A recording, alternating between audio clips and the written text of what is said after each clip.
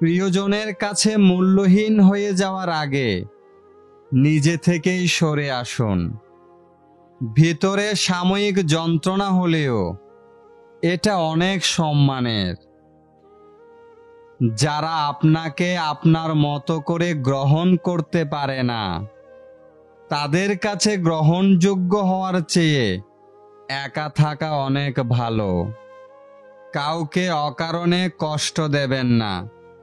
এই মুহূর্তে আপনি যার সাথে ইচ্ছাকৃত অন্যায় করে নিজেকে জয়ী ভেবে বেশ ফুরফুরে মেজাজে আছেন, মনের আনন্দে ঘুরে বেড়াচ্ছেন, সে হয়তো প্রতিবাদ করবে না, কিন্তু তার নীরবতা, কষ্ট থেকে উঠে আসা দীর্ঘশ্বাস, আপনার সাথে বোঝাপড়াটা ঠিক সময় করে নেবে।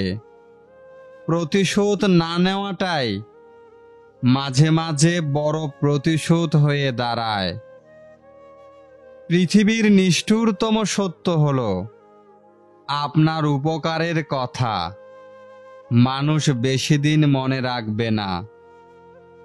কার কাছে আপনি কতদিন গুরুত্ব পাবেন সেটা নির্ভর করবে কার জন্য কতদিন কিছু একটা করার সামর্থ্য আপনার আছে তার উপর। ভালো বা খারাপ সময় কোনোটাই চিরস্থায়ী নয়। সময় খুব নির্মম, খুব কঠোর, আবার মাঝে মাঝে খুবই উদার। কখন কি নিয়ে দাঁড়িয়ে যাবে আপনার সামনে আপনি বুঝতেই পারবেন না।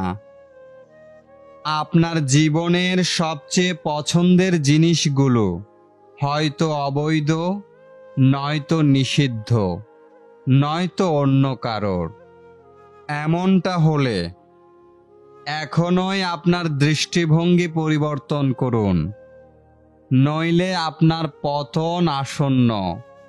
ভুল জায়গায় স্যাক্রিফাইস, আর ভুল মানুষের সাথে কম্প্রোমাইজ আপনাকে না দেবে সুখ, না দিবে সফলতা। পরের ক্ষতি করার নেশা যদি কাউকে একবার পেয়ে বসে, নিজের অস্তিত্ব ধ্বংস না হওয়া পর্যন্ত তার হুঁশ ফেরে না।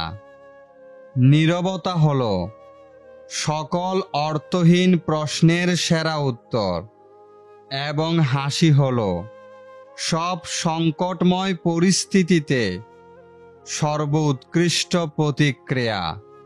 আপনাকে ডোবানোর ইচ্ছা নিয়ে কিছু লোক বসে আছে, যাদেরকে সাঁতারটা আপনিই শিখিয়েছিলেন। কাউকে সাহায্য করে পেছন ফিরে চাইবেন না, সে লজ্জা পেতে পারে।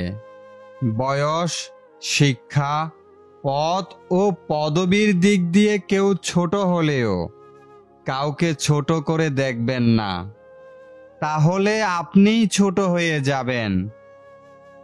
নিজের মূল্য কমে যায় 5টি কাজ করলে। নাম্বার 1, নিজে থেকে কারো উপকার করলে।